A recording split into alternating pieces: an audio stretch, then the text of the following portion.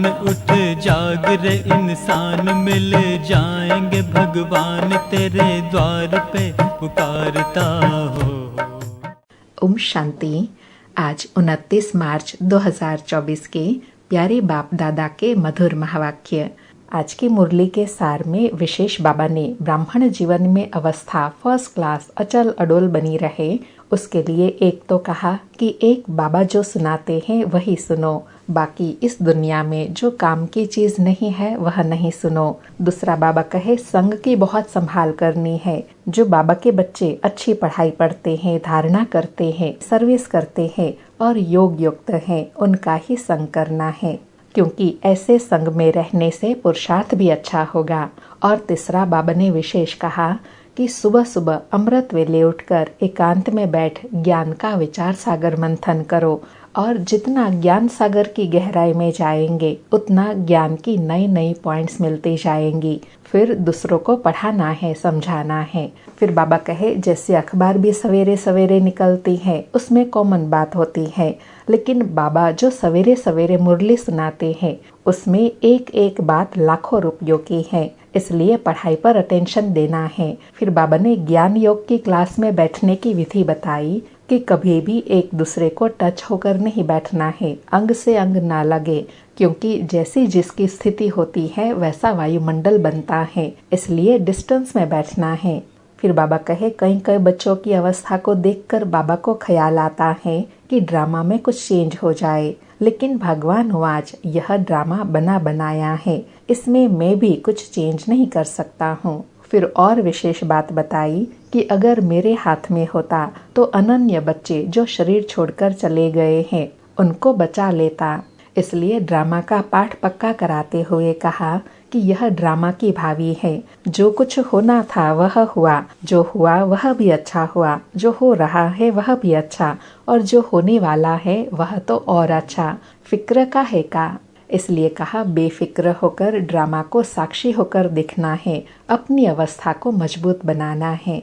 सुनते हैं प्यारे बाप दादा के इन अनमोल मधुर महावाक्यों को विस्तार से। आज बाबा कहे मीठे बच्चे, विचार सागर मंथन करने की आदत डालो। एकांत में सुबह सुबह विचार सागर मंथन करो तो अनेक नई नई पॉइंट्स बुद्धि में आएंगी। आज मुरली से प्रश्न है, बच्चों को अपनी अवस्था फर्स्ट क्लास बनानी है तो किन किन बातों का सदा ध्यान रहे।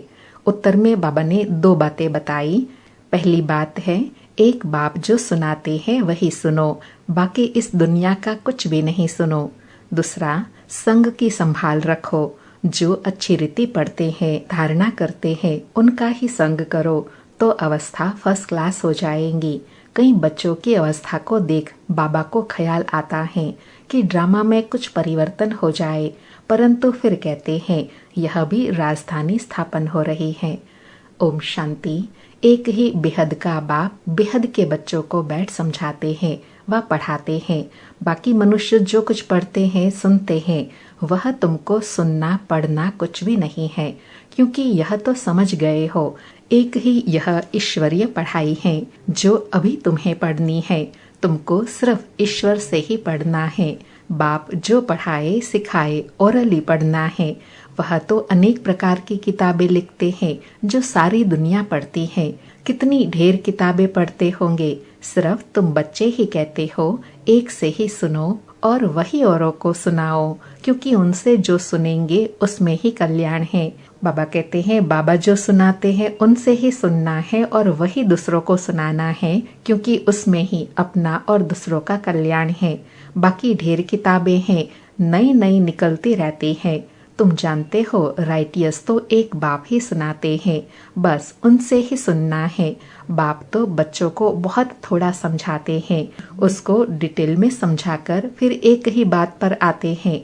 भल मन मनाभाव अक्षर बाप राइट कहते हैं, परंतु बाबा ने ऐसे कहा नहीं है।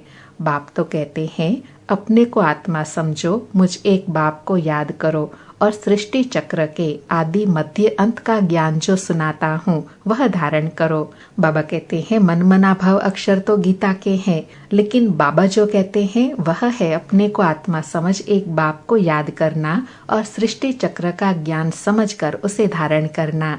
यह भी तुम जानते हो, हम जो देवता बनते हैं वही फिर वृद्धि को पाते हैं। बच्चों को मूल वतन भी याद है, फिर नई दुनिया भी याद है।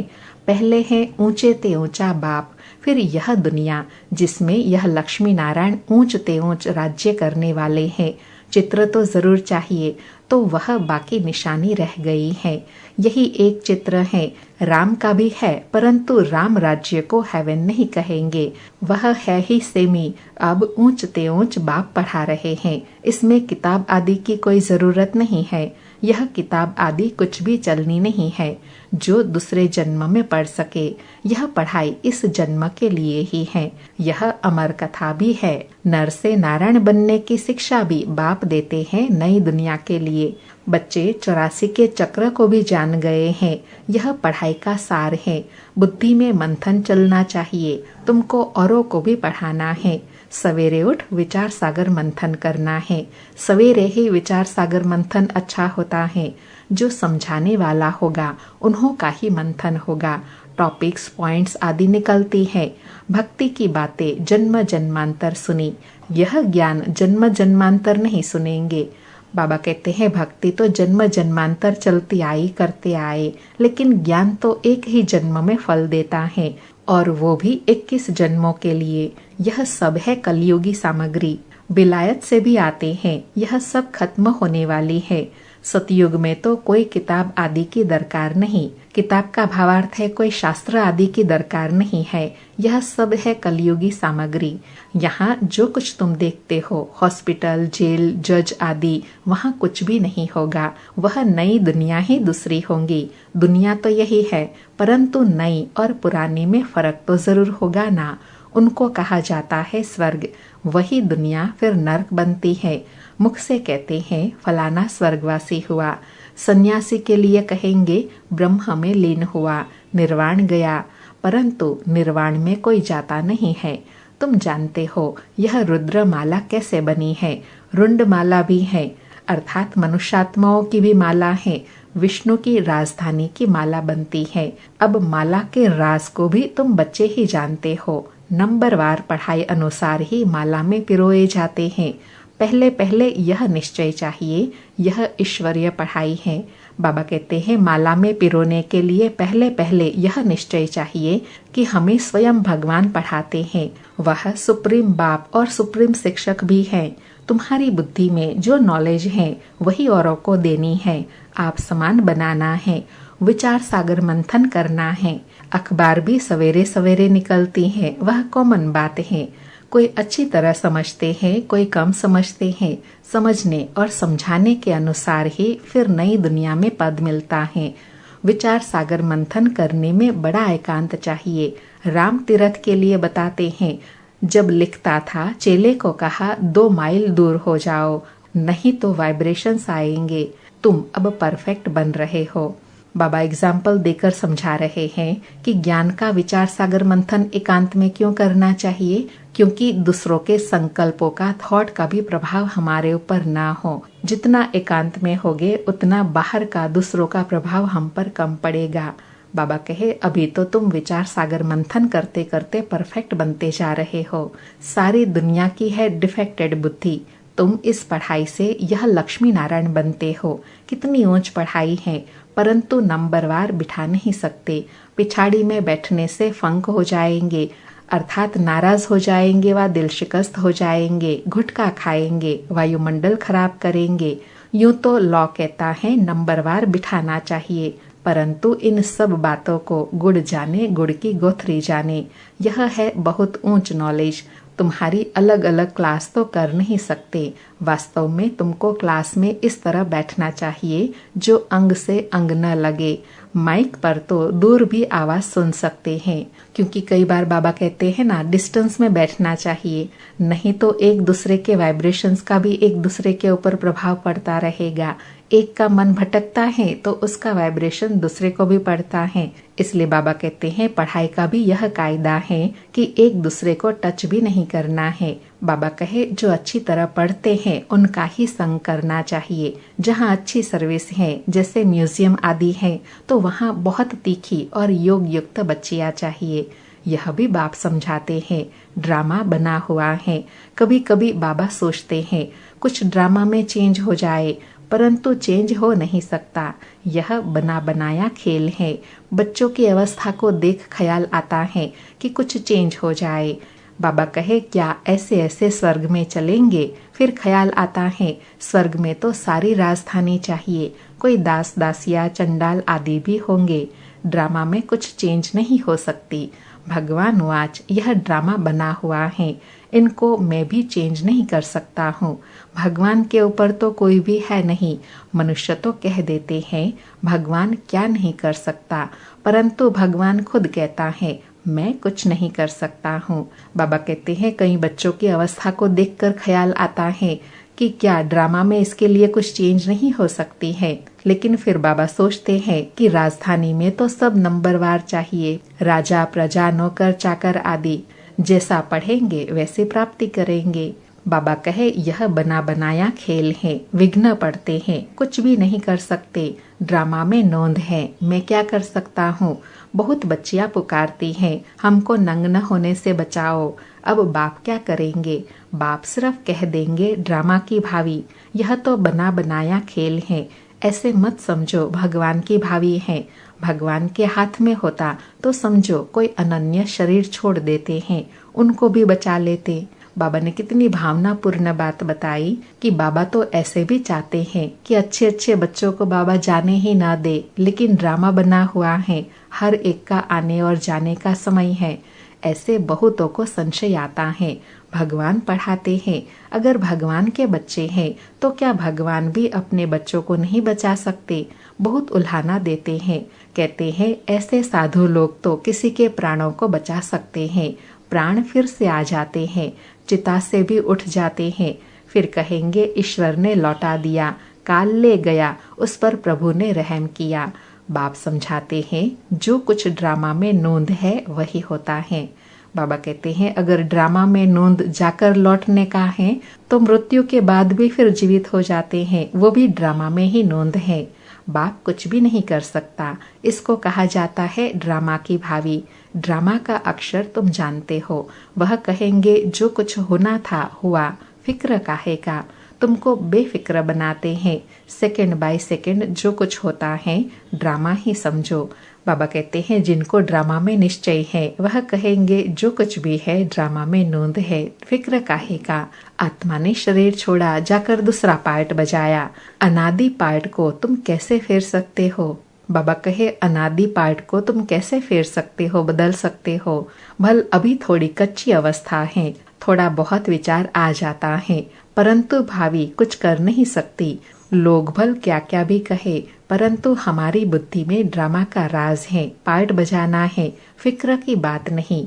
जब तक कच्ची अवस्था है थोड़ा बहुत लहर आती है, अर्थात बाबा कहते हैं जब तक अवस्था पक्की नहीं हुई है, निश्चय बुद्धि नहीं बने हैं, तो बातें थोड़ी थोड़ी डिस्टर्ब करती रहती हैं। लेकिन है सब ड्रामा का खेल। इस समय तुम सब पढ़ रहे हो, तुम सब देहधारी हो, मैं एक विदेही हूँ, सब देहधारियों को सिखलाता हूँ।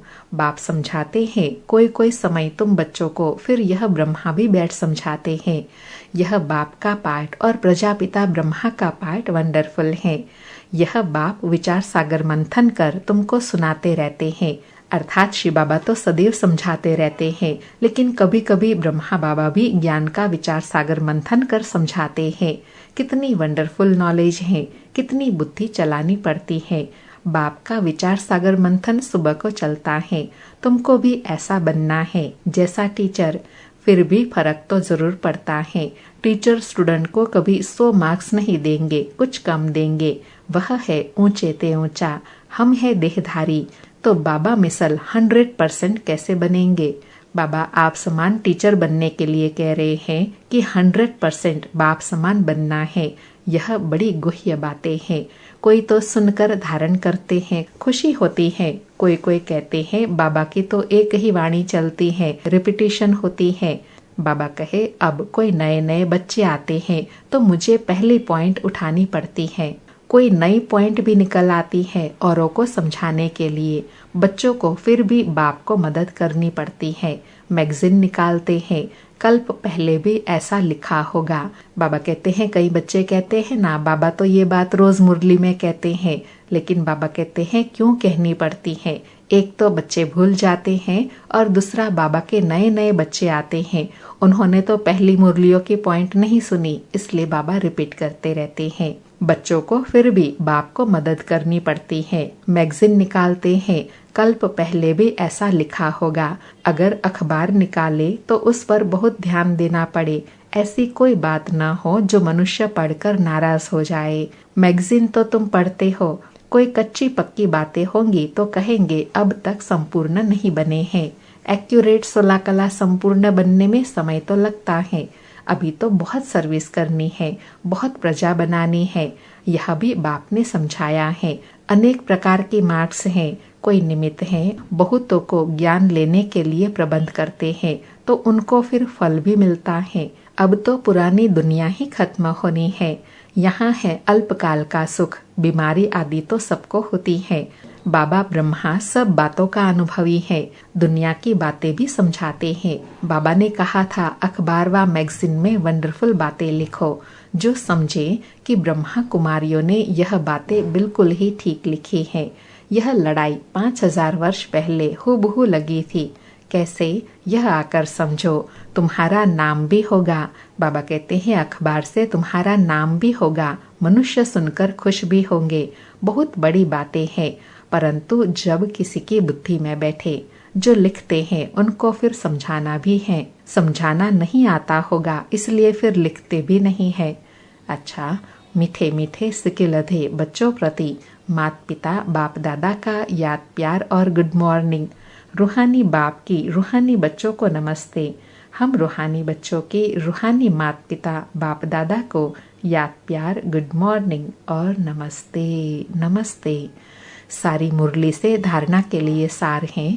पहला, एक बाप जो सुनाते व पढ़ाते हैं वही सुनो व पढ़ो, बाकी कुछ भी पढ़ने सुनने की दरकार नहीं। संग की बहुत बहुत संभाल रखो, सवेरे सवेरे एकांत में बैठ विचार सागर मंथन करो। दूसरा, ड्रामा की भावी निश्चित बनी हुई है, इसलिए सदा बेफिक्र रहो, किसी भी बात में संशय मत उठाओ। लोग भल क्या भी कहे, लेकिन तुम ड्रामा पर अटल रहो। आज बाबा ने वरदान दिया, अथॉरिटी बन समय पर सर्वशक्तियों को कार्य में लगाने वाले मास्टर सर्वशक्तिवान भव। अथॉरिटी बन समय पर सर्वशक्तियों को कार्य में लगाने वाले मास्टर सर्वशक्तिवान भव। स्पष्टीकरण है, सर्वशक्तिवान बाप द्वारा जो शक्तियाँ प्राप्त है वह जैसे परिस्थिति, जैसा समय और जिस विधि से आप कार्य में लगाने चाहो वैसे ही रूप से यह शक्तियाँ आपके सहयोगी बन सकती हैं। इन शक्तियों को व प्रभु वरदान को जिस रूप में चाहो वह रूप धारण कर सकती हैं। अभी अभी शीतलता के रूप में, अभी अभी जलाने के रूप में, सिर्फ समय पर कार्य में लगाने की अथॉरिटी बनो। यह सर्वशक्तियाँ तो आप मास्टर सर्वशक्तिवान की सेवाधारी हैं। बाबा ने कितना ऊंचा स्वमान दिया। बाबा कहते हैं सर्वशक्तियों में मास्टर तब बन सकेंगे जब परिस्थिति समय अनुसार उसको कार्य में लगाएंगे। गुणों और शक्तियों को कार्य में लगाने से ही उसके वरदानी बन जाते हैं। सिर्फ उसको समय पर यूज करना है, उसका स्वरूप बनना है। आज का स्लोगन है, स्व पुरुषार्थ व विश्व कल्याण के कार्य में जहाँ हिम्मत है वहाँ सफलता हुई पड़ी है। स्व पुरुषार्थ व विश्व कल्याण के कार्य में जहाँ हिम्मत है वहाँ सफलता हुई पड़ी है। आज 29 मार्च का अव्यक्त इशारा है। इशारे का सार है व लक्ष्य है, सर्व प्राप्ति संपन्न बेगमपुर के बेफिक्र बादशाह बनो। आज बाबा कहे, बाप दादा सदा बच्चों को यही कहते, ब्राह्मण जीवन अर्थात बेफिक्र बादशाह। ब्रह्मा बाप बेफिक्र बादशाह बने तो क्या गीत गाया, पाना था सो पा लिया, काम बाकी क्या रहा। आप क्या कहते हो? बाबा कहे, आप क्या कहते हो? सेवा का काम बाकी रहा हुआ है, लेकिन वह भी करावनहार बाप करा रहे हैं और कराते रहेंगे। हमको करना है, इसे बोझ कहा जाता है। बाप हमारे द्वारा करा रहे हैं तो बेफिक्र हो जाएंगे। आज बाबा ने बेफिक्र बादशाह बनने के लिए स्वमान दिया कि कभी भी ये नहीं सोचना है कि हमें करना है। नहीं, बाबा हमारे द्वारा करा रहे हैं। करावनहार बाबा हैं, वह हमारे द्वारा कराते हैं। तो सेवा करते हुए, हर कार्य करते हुए कभी बोझ का अनुभव नहीं होगा। अच्छा, ओम शांति। शुक्रिया बाबा, शुक्रिया।